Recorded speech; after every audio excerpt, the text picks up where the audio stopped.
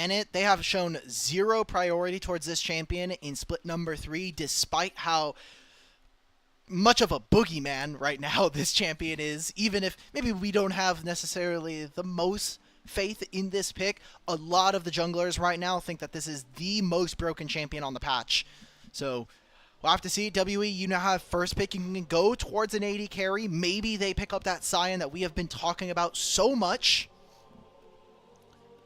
Would be a chance for Cube to make it 3-0, but again, as you mentioned, a lot of OPs still on the board. If you want to get like an Ezreal in for Taeyoon, something that he's been very comfortable on all season.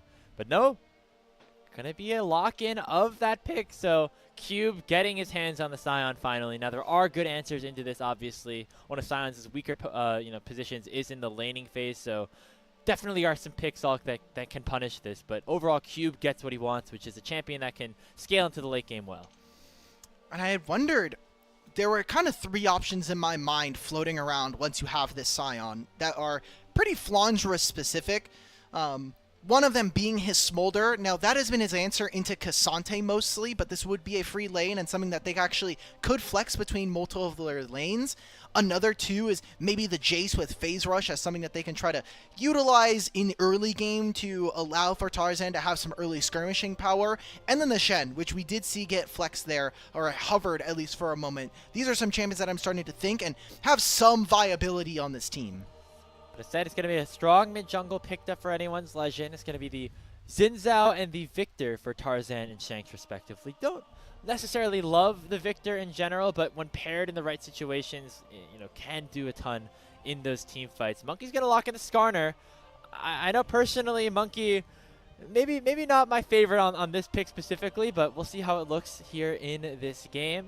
It looks like W want to round out their top side with a mid-lane pickup to go into Shanks' Victor.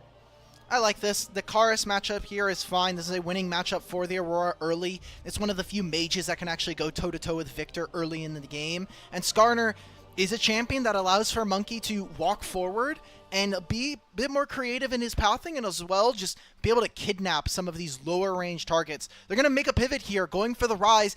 I personally am not a big fan of this matchup, not just for the interactions themselves, but I think that Karis has not shown a high level of mastery of playing on a side lane. So now with Rise and with Scion, this team from Team WE is very, very beefy on 1 and 2. Oh. I need to see some damage come on through. This is now going to be a Sejuani top.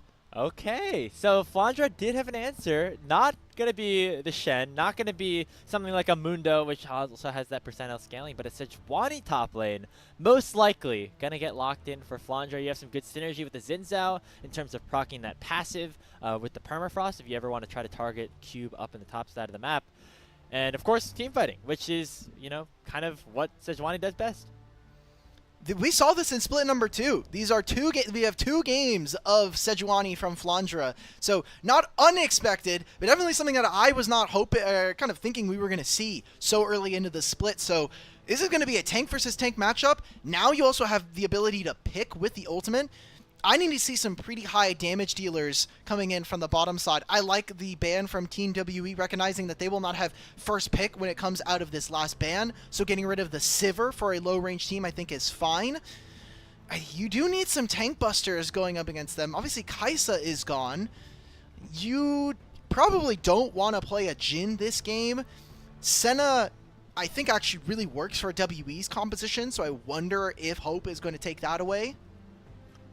Lucian for some extra early game focus onto Hope, also banned by Team WE. Maybe some, I know Hope was hovering the Aphelios a little bit earlier, so if you want some extra damage, maybe that is the direction they want to go. The Jhin pick would be a little bit suspect in terms of just not having the big tank busting threat. Looks like maybe they'll want to wait until R5 to lock in their bot laner, to make sure that they have all the correct information at their disposal. Just getting a very strong support in the Rel, but the Alistar was taken in game number 1, so will not be an option this time around. Poppy's not available. Honestly, this could be it's pretty risky. You could go for a Bard game here. I just think you're lacking damage in general, but you're almost never going to be getting that from support. We're getting Kaelin locked in for Taeyoon here. It's his first Caitlyn of the year. We're getting Caitlyn Braum. You have main engaged from the rest of your team. Braum has some pretty favorable interactions, not only versus Rel, but against stopping someone like this Xin Zhao from entering in. So WE are playing a composition where I see them from an angle where you're going to have such solid frontline in this game. You really want to be able to buy space for your Caitlyn, allow her to plant all of these traps, let her really take over in a fight with multiple headshots. And for WE, they're going to need to play a little bit faster and loose on this time. The thing is, though, I mean, I feel like both of these teams kind of are lacking that, like, super big, consistent damage. I feel like Flandre and Cube are going to be alive for so long in these fights because there's not going to be too many options in terms of shutting them down, at least until we get to the very, very late game. Once, you know, Hope gets, like, 5 items, once the headshots from Taeyoon start to do, like, 2k damage and the like. Really skirmish heavy, I would say, for both sides, but very specifically on AL. They want to kind of get the ball rolling as well, I would say. If they can get Shanks off to an early lead, it does become a little bit more difficult for WE to bust through this front line. But my worry here, Grapes, is depending on what Flandre goes. Now, he can opt for Grasp the Undying and just look to trade. I think what we've seen from him in the past is actually a Summoner Spellbook variant, so he has access to a bunch of different keystones. Personally, I like that. Giving himself the option to take things like an Exhaust versus his team could be very valuable. It's, man, I'm not the biggest fan of either of these team comps. I'm not going to lie, Alk. I think maybe WE I'm thinking a little bit more favorably with, just because of what potentially this Caitlyn's going to be able to do kind of throughout all stages of the game, and then Cube, of course, on his signature Scion pick. But some holes that both teams are going to have to answer. But right now it is AL that have that extra leverage, being up 1-0 in this best-of-3 series here in Xi'an. Team WE still looking for their first win in the regular season as well. They're going to look to try to find it here as we head on to the Rift for game number 2.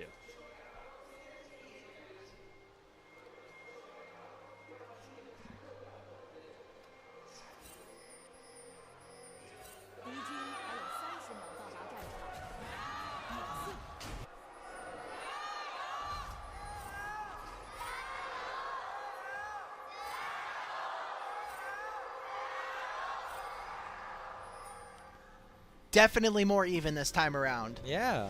Definitely more even. So I like that, WE fans. I was going to come up with the conspiracy theory that I thought they were maybe a little closer to the crowd mic than AL. Sounded, at least to me. But our robot friend hates WE's team comp. Look at that. I mean, I think it's weird to say just because of, like, tendencies that we've seen from WE. The fact that this is a composition that is really hard to actually pick out on sides, but ooh, we're seeing it was an early ward here from Flandre, trying to see if they can find the bottom lane. This isn't the Unsealed Spellbook that I thought maybe could have some legs. It is Grasp the Undying. He's going to have so much extra healing. Also going for Demolish. I think when you use your W, it is a lot easier for him to clear minion waves early on. So, makes sense to see. Kael takes a pretty nasty chunk as both junglers are starting on the top side. And very interestingly, a leash for Tarzan. Flandre actually getting him a couple of extra auto attacks there, helping him accelerate his clear by just that little bit. So we'll see if that has any impact on what Tarzan's able to do once he gets level 4. Obviously, Flandre is not playing for the laning phase here in this Sejuani versus Sion matchup, so he felt comfortable enough to be able to go for that leash to help his jungler out. He also should just be able to push around. Once he has level 3, he's very comfortable with taking trades versus Cube. You get a bunch of permafrost. Helps you also land the Grasp of the Undying once you do have all of those stacks. You can see that thanks to that leash, Tarzan is already on his way towards his 4th camp. Same thing with Skarner. Looks like Skarner is about 3 to 5 seconds behind his opponent. And don't think it's going to matter all that much. For WE, what Monki's job in this early game right now is help Taeyoon and Vampire, and more so just be a nuisance for Tarzan. Prevent any of the early ganks that Xin Zhao is going to have any access into. And that's not necessarily Monkey's playstyle, which is why I always find it interesting that when WE select this champion specifically, having him be a little bit more on the passive side, at least early on until he hits that level 6, it will be a fascinating thing to watch, having him play that defense, as you say. Tarzan very accelerated here, which means that AL, maybe you want to let WE push this wave in a little bit, knowing that they could have the opportunity for a game.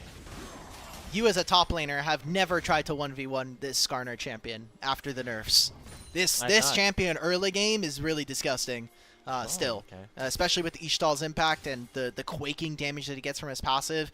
It's pretty nasty. We're going to see them now flip. Tarzan, instead of trying to contest because he knows his bottom lane has no push, he's going to just walk over to the top side here, get his scuttle. We're not actually seeing any early shenanigans. I would think Caitlyn, Braum, you're going to constantly get pressure. It is pretty tough to dive a Rel, so this is just going to be a full clear reset coming in from Monki. Does Tarzan have any ideas of maybe doing something? No. Yeah, I was going to say he could have looked top lane, but Cube walked down at just the right time to put a trinket down, so really no pressure for Tarzan to go up there just yet. He's just going to take his reset. Flandre holding the wave in a good spot so that a return gank could be possible, though. Oh, wait. Look at Monki right now. Monkey's looking for something. Karis has priority. They want to see if they can trap Flandre under this turret right now. At the very least, get vision. Try to find out where Tarzan is. Tarzan. The Scrying Bloom barely catches out Tarzan as he enters his top side. So no movement except for a few wards. I like this move coming in from Team WE.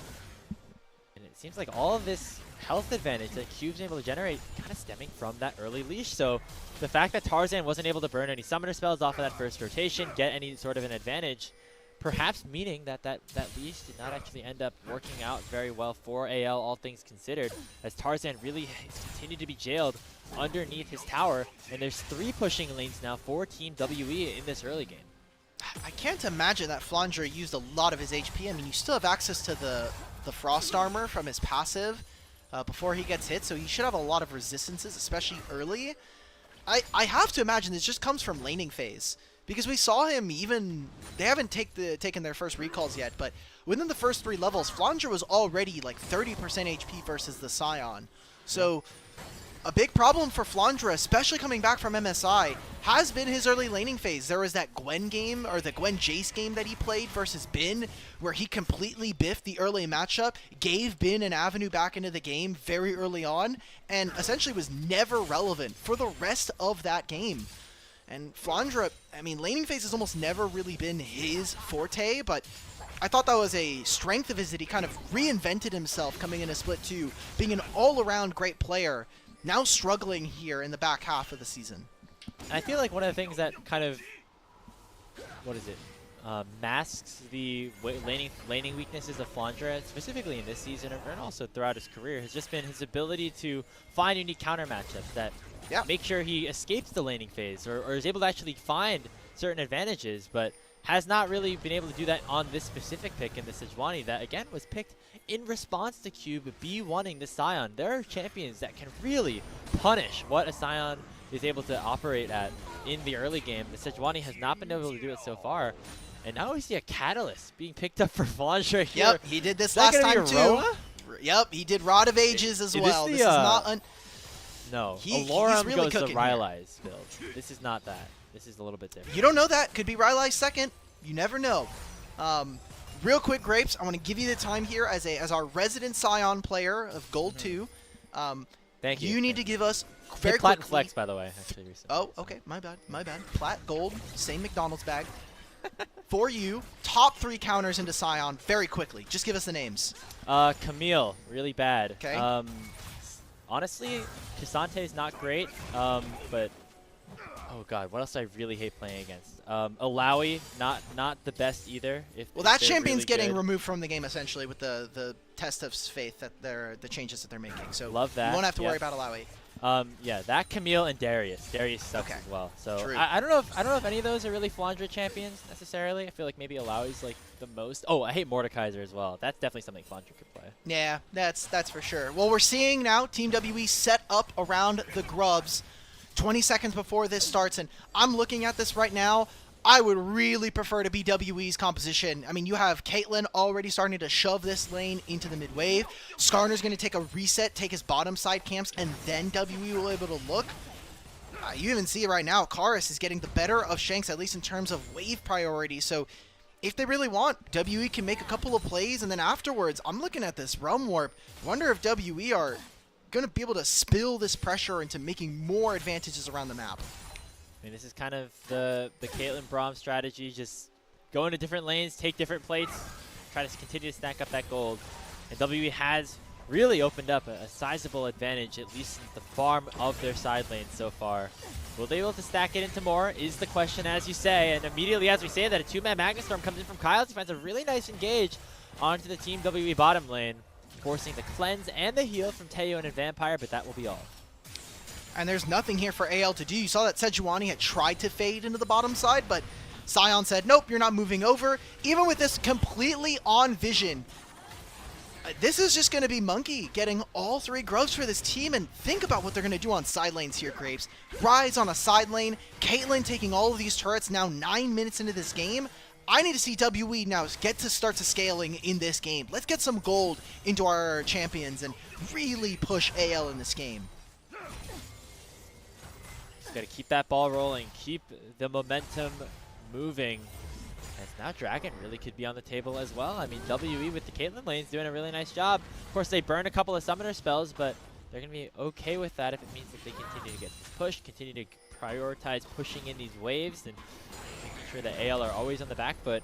And this is where the struggles are going to start to come here for Anyone Legends composition. I mean, you look at Cube right now, already 400 Soul Furnace stacks, which is a pretty good pace at this point. Going to just get stronger and stronger as we continue to move along.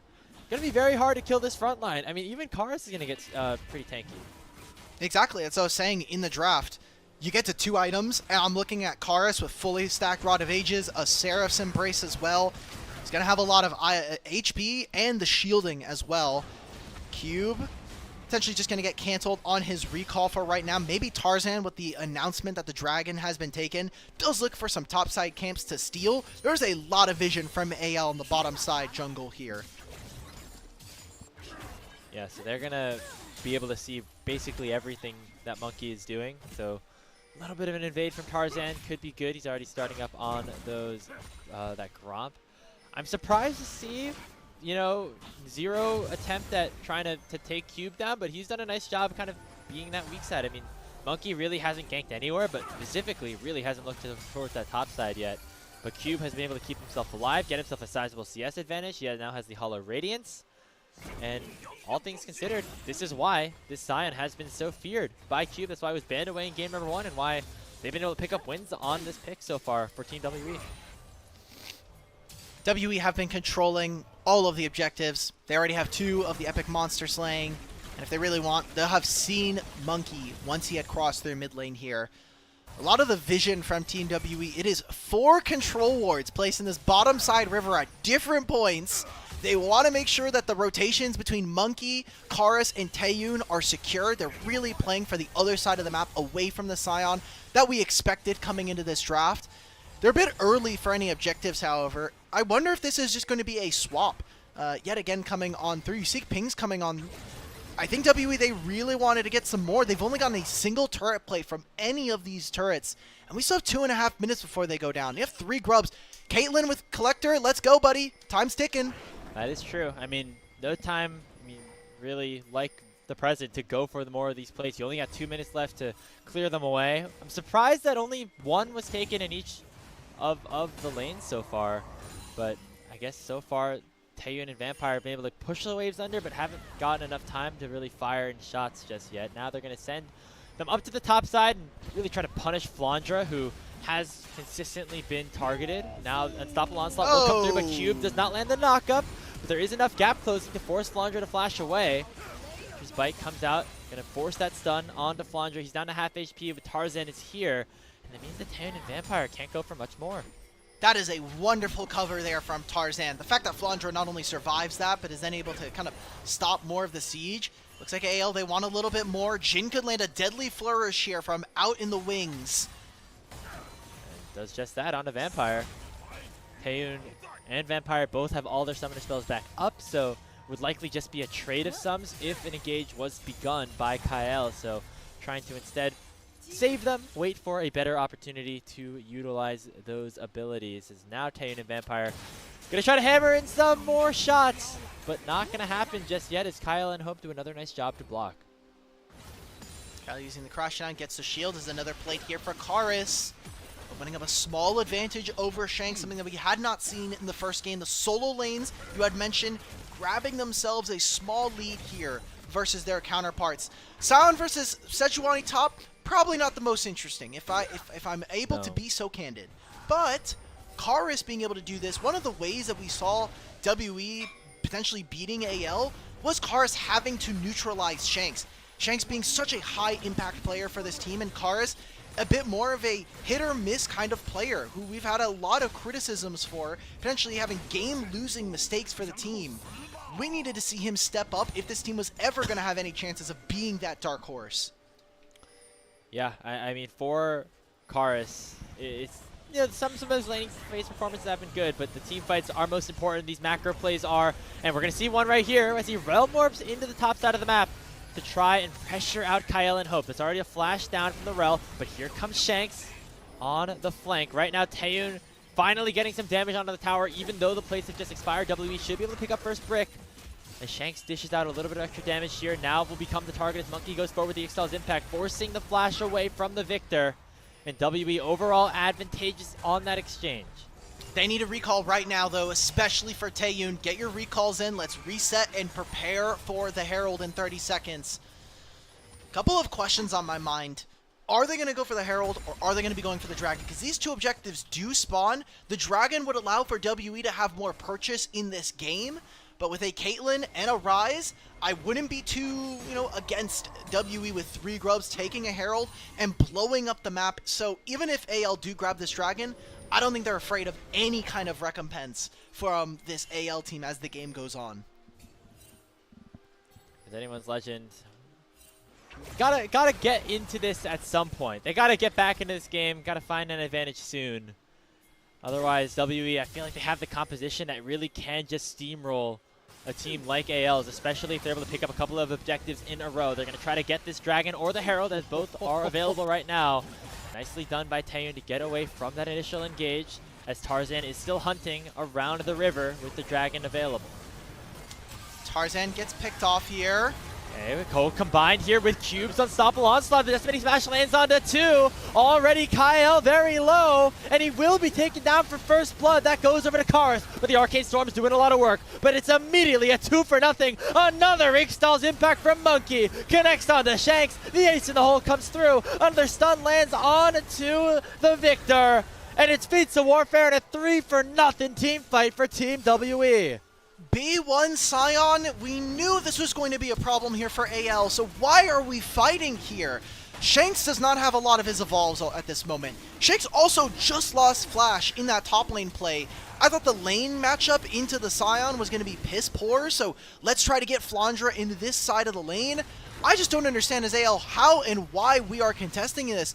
Now we're completely kind of dislodged. The big combo that we were talking about was Xin Zhao and the Sejuani, but there is absolutely no damage here as the Sion Impale or the Skarner Impale gets multiple members or stops AL from doing anything. Taeyoon's just able to free fire in this backline, and now Shanks loses more gold. Was never supposed to be in this fight. Let WE grab the Dragon, especially since we know they're already on this side of the map. But when you look at just the heavy scaling of the top side of WE, right? Sion, Skarner, Ryze, and the champions that AL have to contest it, I mean, are they going to be able to win a fight later on? I mean, maybe like 40 minutes in, again, as we mentioned, like once Hope gets like 100% crit and an IE, but before then, it's going to be very hard for this composition of anyone's legend to function, especially when behind. But obviously, they ended up paying the price on both ends regardless. 3,000 gold now in favor of Team WE. They have claimed the Feats of Strength. They are going to pick up this Rift Herald as well. And the AL Game 1 Andy narrative really is coming back again. WE have controlled 100% of objectives in this game, which is impressive when you think of their resume so far. And we talked about it in Game 1, a large portion of when we were happy here for WE. This is just a mistake here from Flandre. This was never going to work. Was WE's early game prowess. They aren't necessarily the best skirmishing team early, but when it comes to objective control, Monki is on the ball. So 3 Grubs, Herald on top of that, and they grab the first 2 Dragons. WE are in a fantastic spot to take over this game, so this mid turret is bound to fall anytime soon. Otacon spawns in a minute and a half on top lane. They've got Dragon in 3. This is all the recipes for success coming true here for WE. Yeah, they're finding really nice angles to just snap engage like what Monki was able to do. And again, I had my doubts about what this Skarner pick will be able to do for a player like Monki who wants to be so explosive in the early game, but he bided his time. He stayed relatively even with Tarzan in terms of farm, and right now he's reaping the rewards by having a pretty good situation for himself. Looks like AL gonna get one back though as Vampire should not have been walking there, and Tarzan is gonna get a kill. That's a free 300 gold, and finally, you know, maybe stopping WE from getting a perfect game versus AL. I'm not gonna lie, Grapes, I was kind of hoping. I wanted to see a perfect game. It's so hard with how many small objectives Riot have added to the game for us to no longer see a perfect game possible in competitive. Already was difficult enough in Tier 1 especially, but it's gonna be not honestly a pretty meaningful kill. Yes, it's gold, but there's nothing else on the map right now, and Vampire immediately gets a TP out thanks to Summoner Spellbook. Monki comes in, takes that Tier 1 turret down. Actually going to look for another usage of the Herald, but Hope's going to take it down with a crit. It is a Yomu start here for Hope on the Jhin. Not necessarily what I was expecting, given the fact that there's 3 tanks that you have to deal with here in this game. But you know what? Going to have some of those big crits eventually land. Just really I mean, what else is he supposed to start realistically as Jhin? Right now, Jhin's starting items are Yomu's and Collector, which is not great. I think it's fine. Mostly you are using it for the movement speed. Yomu's has been nerfed multiple times now, and I think as kind of a band-aid fix, giving Jhin a ton of MS is really important. So I agree with you. Still, it's going to be very tough to bring down players like Monki and Cube later on into this game. And with how the state is of the Rift, WB are more than happy for this game to go 35 minutes right now. They've already put so many wards in this bottom side to prep for this Dragon in 45, and that'll be sole point if they can get it. Well, well, well, my little robot. What do you think now? Remember when you said that Halo had a 55% chance to win this game? Well, not anymore. WE very much in favor right now. 3,500 gold. The top side of the map really looking powerful, and then, of course, Taeyoon and Vampire able to do their own thing in the bottom side. As they want to even up this series, look to try to give AL their 3rd straight loss to open up Split 3. You're defending champions. There's probably some stat that we could look up. I mean, you looked it up for our pre-show, specifically for teams coming back from MSI, but maybe even in general, like seeing what a defending champion has looked like in their first split back. I mean, AL going 0-3 would definitely be on the lower end of things. Yeah, there was an article, and I really hate that I don't have the source for this, so I'm sorry, but there was an article talking with Gumiyushi where he was saying, look, the new splits and everything, this is a really tough schedule for top-level teams. We thought it was hard last year. Now there's 3 splits, a bunch of internationals you have to go for. WE, instead of going for the Dragon, they know that AL are trying to flip this. Yeah. Vampire, nobody in the area. Late. Yeah, the Realm Warp's not going to get them close enough. It's already at 2,000 HP. They got 2 smites. That means that AL are able to pick up the Otacon kind of right on the noses of Team WE. Oh, but a nice Impale, though, will land on the Tarzan, making it 1 kill in response for WE, but you're going to take that if you're anyone's legend, getting yourself that major objective. The Otacon is nice, but what does it really give you, right? When you think about Otacon, the Pledals are nice. They're going to make this pick on a Cube. Nicely done. Making sure. What are WE doing? Go for the Dragon! A 2-man Decimating Smash comes in. Cube's actually going to live. And now the re-engage comes in. Not enough damage to take down this Scion in a 3v1. And now it's an even numbers fight. Making a 5v4 as Taeyoon flashes forward and takes Hope down. Shanks is getting chased by Monki. Not a lot of crowd control though, as instead the targets will turn towards the Sejuani. Flandre has dropped. It's a 3-0. Monki not going to die either, as he will survive the Q from Shanks. They are just too damn beefy here in this game too. I thought that was a mistake coming in from WE. You would already use the Realm Warp, and now all of your flashes are gone. But they grabbed 4 kills in that trade. They may have lost the Otacon, but Dragon is still up, and that can be their soul. They need to reset already. Tarzan is bullying them out of this topside jungle, and this will allow for anyone's legend to maybe move their vision line and get into position to contest for this Dragon. Remember, no flash now here for Hope or for Shanks. And what became a difficult situation became even harder. This is a nice initial play, thinking that you can try to catch Cube greeting like he has often done. But WE, they stuck around, and Cube just did not die. Cube is incredibly tanky at this point. I mean, he only has like two items right now, and it's a Jhin. Shanks is trying his damnedest, but the fact that he loses his flash again before this fight is a problem that we had noted from draft. It is going to be a tough draft for them to execute on from AL. A couple of losing lanes, another fight lost for here. AL were not able to move themselves in time coming off of their resets and respawns. So now WE will put themselves at soul point and are now threatening to send us to a Game 3. The defending champions, once again, looking mortal here in their third series of the regular season. Again, they were hunting for answers in that post-game press conference that we saw. Have not been able to find them just yet in this second game. As Kael used that crash down to get away barely from the Impale of Monki. Third dragon, that is the sole point here for WE. Talked about how, sometimes they have trouble picking up that fourth one. AL are going to have to make sure that they find a couple of picks, get a little bit of gold back if they want to make sure that soul does not go over to WE in 4 minutes time. All right, let's watch Shanks try to do any damage. I don't think the health bar moved there. So that's why I said early, we do not want to see Victor versus Sion if you're an AL fan. You want to get that matchup as far away as possible. And to think, he has the scaling items versus health tanks, right? He has Blackfire Torch, which is going to give him more AP the longer he has tick damage down. He has Leandries, which gives him just % true damage up against these guys. He should be doing a lot of damage up against him, but that's just not the case. Maybe once these penetration items come on through, a Blinding Jewel now spotted in the Victor's inventory, and an LDR finished for Hope. I just don't think the damage is there for AL, and that means it's going to be tougher and tougher for them to be able to not only break Sion, but also now those 2 item tanks that have come on through in Monki and Karis. Yeah, that's the interesting thing about a champion like Sion, who technically has that infinitely scaling HP. Actually, technically, probably spiking right around now when you are at this point with the 1,000 HP, maybe after a third item or so.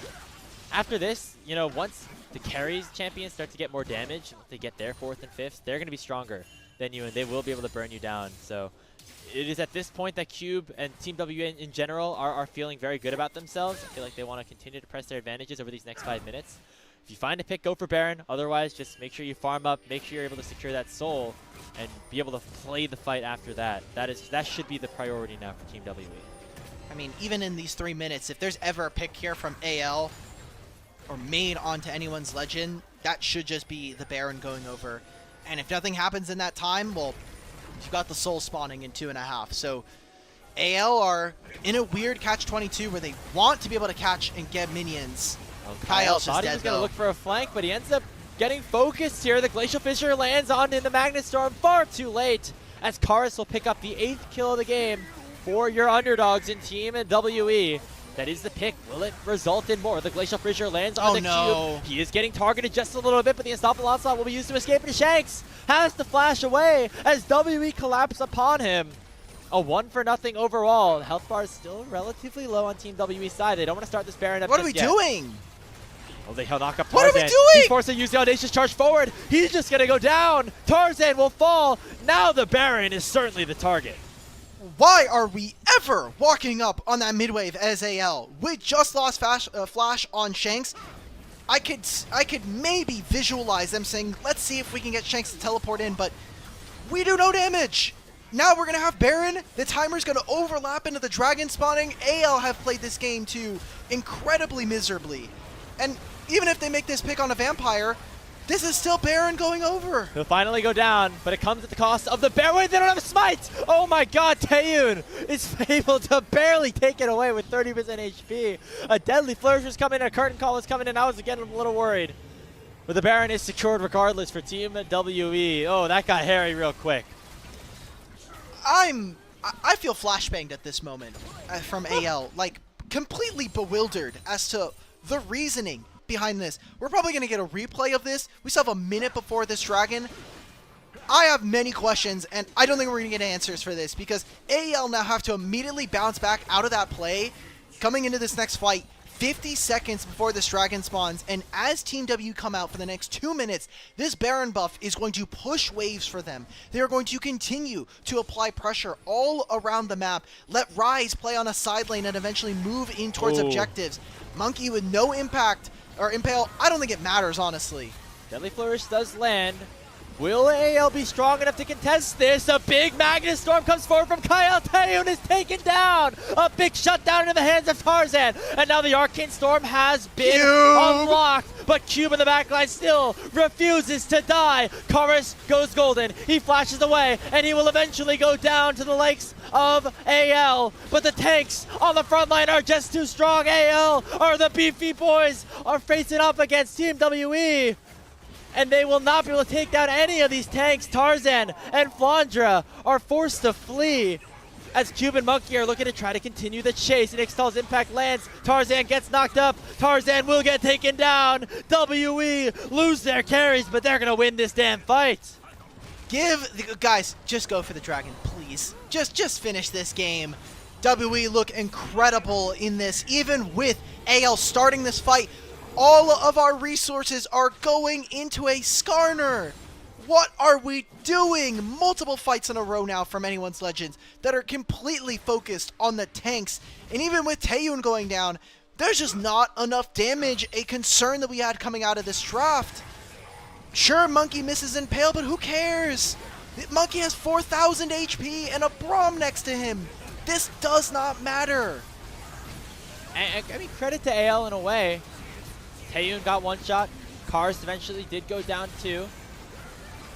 But nobody's taking down Cube at this point. And Monki, I mean, they're just so tanky at this point. Yeah. Heartsteel's a hell of a drug. Having a ton of HP from your Soul Furnace is going to make it very difficult for the opponents to ever punch through you. And now we get to see Ocean Soul, Dragon for at least 10 or Baron for the next 10 seconds. They are literally unkillable at this point. Yeah, so Karis took an ultimate and did 0 HP to him. Doesn't matter. Yeah, now Cube, he's going to get focused down in a 2v1 situation, but he's going to survive long enough for at least Inhibitor to go down, if not more. They're going to send in the cavalry. In come WE with the Realm Warp from Karis, and Tarzan is forced to run for the hills, run towards the opposite side of where his Nexus resides. The Impale does not connect here for Monki, but it's not going to matter right now as the numbers advantage right still is in favor of Team WE. They're going to try to burst down the tier 3. Kael with the Magnus Storm will land on a 3 as Tarzan finally has rejoined the fight. Crescent Guard's going to knock over a couple as Taeyoon does go down. Man. But Cube is still so tanky. Him and Monki just refusing to go down. And everybody on AL is going to pay the price for that. Already it's Tarzan down. Flandre forced to run away. The Sejuani looks like an absolutely squishy carry at this point compared to the Scion Skarner combo. Vampire chases Kael underneath his own tier 1 as now Team WE can look for another push. Okay, well, good news for AL fans. Maybe 2 bits of good news. Shanks has Flash again. And we can start thinking about Game 3 draft. That's the great part about this. Yeah, I mean, they're going to have to take down the Nexus turrets right now. It's 15 seconds on Tarzan respawning. The Arcane Storm doing a little bit, but not nearly enough to take anybody down just yet. The thing that it does do is clear out the minion wave, making sure that it is more difficult for WE to take down these Nexus turrets. And so it will be Team WE backing away, but they now have an 11,000 gold lead. They have 2 inhibitors down. They are in full control of this second game. Grapes, I know I really try not to harp on items, especially in the new season, but 2 things I have to call out immediately here. Why is Shanks not getting a Void Staff here? I really believe that you need to just be able to deal damage. It's hard. You have 5 kills out of 21 in 32 minutes. The Crypt Bloom is doing nothing for you guys. And then Hope. An RFC into Rise, Skarner, Scion. Where's my Infinity Edge? Yeah. Where's my damage? You need an IE at this point to have any chance. I mean, to AL's credit, they have killed Taeyoon early in 2 fights in a row. Who cares? That is not the most matter at all, damage in though. the game is gonna be Scion. 1,000 goal shutdowns on both Cube and Monki. They are both deathless in this game. A combined KDA of 24 at this point. Jesus. They're looking very powerful. They're looking nearly unkillable. And now the Baron's up in 10 seconds. They could just, you know, if they don't want to end the game right now, they could do it in a little bit, but instead it looks like they want to go for the fight. Here comes the choo-choo train right onto Hope on the back line as he just gets 100 to 0'd without being able to use that rapid fire cannon one time. Another Glacial Fissure lands. It's Ground Warp into the back line. They're going to lock down Shanks. The defending champions look like the last place team at this point. Team WE just completely destroy AL and will bring us to a deciding Game 3. Getting almost every objective in the game will just make it look easy. Okay, Ocean Soul, get the minions, Baron, guys. Get the minions. it doesn't Okay, matter. They here we are go. so tanky, they can literally just do this. 34 minutes is how long it takes for WE to win game number 2 against AL and send us to a final deciding game. That's what they do. 4-0 now for Cube and Flandre on Sion. Sion just OP, seemingly here in this series specifically. Fortunately for Team WE, it is a true fearless format, so will not be able to be selected again.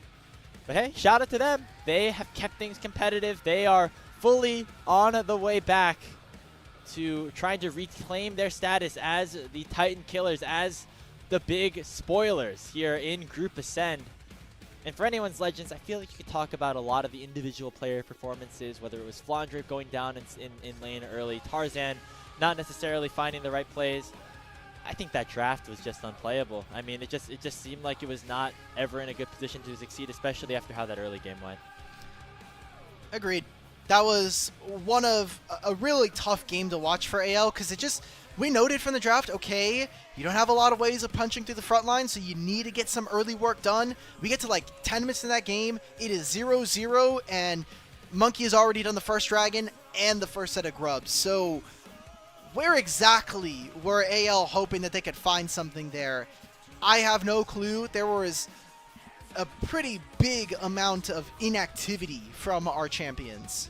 Yeah, and I feel like when we saw like the Jhin get locked in, it really kind of confirmed that that was what AL were trying to do, but I don't necessarily agree that that was the right move. I would have loved also to see Flandre on a different champion that would have been able to have a little bit more impact into that Sion lane. If you know that it's coming, you should have that correct response for it, but Sejuani just really was never able to do much in that situation. Maybe it kind of pinches the champion pool in the jungle for Game 3, but that's looking way too far in the future. If you're AL, you want to 2-0 this series.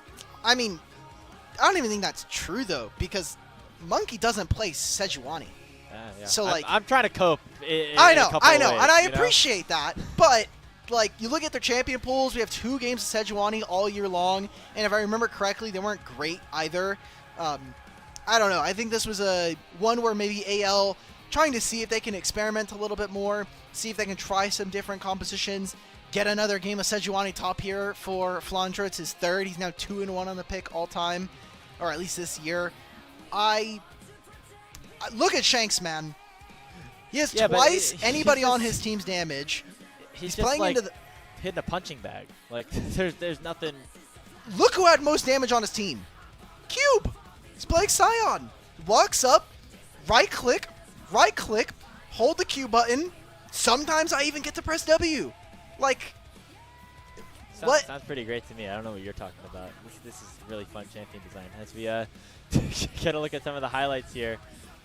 Some really nice engages here from Monki on the Skarner. I mean, I know Cube is going to be like the maybe MVP favorite because he's on his undefeated pick, but I think Monki had a pretty good game as well. Monki was fine. I think Monki did about what we expect from him from his Skarner. I'm kind of sad that WE have moved away from being a team that has more creative early games and have kind of shifted into a team that really prioritizes getting early objectives and do play around their jungle. This was not a game that I think was as prototypical as we see from them. I think that Vampire wasn't kind of like main engage kind of champion. He's playing Braum. So we're seeing a shift and at least an evolution of strategy coming in from WE. Yeah, and you know what? It actually has worked out. I feel like a lot of the time when we initially first watched this team, remember when they first brought Monki onto their roster, a lot of what they did best was flip the game level 3 with Monki on like a Xin Zhao or a Jarvan or something, and sometimes it worked and sometimes it didn't. A little bit more refined, at least, you know, especially during their back half run in Split 2, going towards that top 4 finish.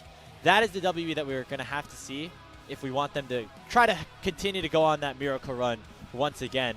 If they want to prove themselves as actually being that top 4 team and not necessarily just being a fluke. It's a difference here in Group Ascend for Split 3. There is no longer Thunder Talk or Ninjas of Pajamas that you're at least going to guaranteed get 4 wins in total from them in the season. WE now have to play a much better game because there are 8 instead of 10 teams. And to be fair, they have started now the season 0-3. You can't take away that start from them. But what we can get from them is an improvement, is try to find a win here or there. They've been going to 3 in a lot of their series. It's just closing out that has been an issue for them. I mean, that's been the issue for AL too, at least in this series, or at least this season, I should say, where they have been able to win the game ones. They're 3-0 in game ones that they have played in the LPL after coming back from MSI. But they have not won a game since those game number ones, and I'm going to try to buck that trend this time around as we await our player of the game. I think Cube would be my favorite, unless we want to give it to somebody else. I don't know. I think it has to be Cube. I think it has to be Cube. A fun stat that we did pull up before the show. When WE have won their games here in Split 3, which now equal to 3, Monki has gone MVP in all of them. So we'll see if they're able to grab that. This is also, again, still true. Scion 100% win rate for Flandre and Cube this time. Now the record going up to 5-0. Or 4-0. I think Kelsey live updated this. 4-0. Oh, because she just had it in our bag here. The numbers are up. Yes, up to 4-0. I hear MVP on the season. Our MVP goes over to Cube. No surprises there. This guy was a beast. Champion was too strong. Too many tanks. And not enough ability for AL to actually properly bust through them or even make a difference in this game. Absolutely. Hey, Cube holding down the fort here for Team WE as they even up our series against the defending champions of your LPL Split 2 in anyone's legend. And there's only one series on the docket today, so a bit of an earlier end to the show, but it's going to be a fun one as we go to our decisive Game 3. Will WE pull off an upset once again, or will it be a return to normalcy for our defending champions? We'll find out right after this here on LPL English.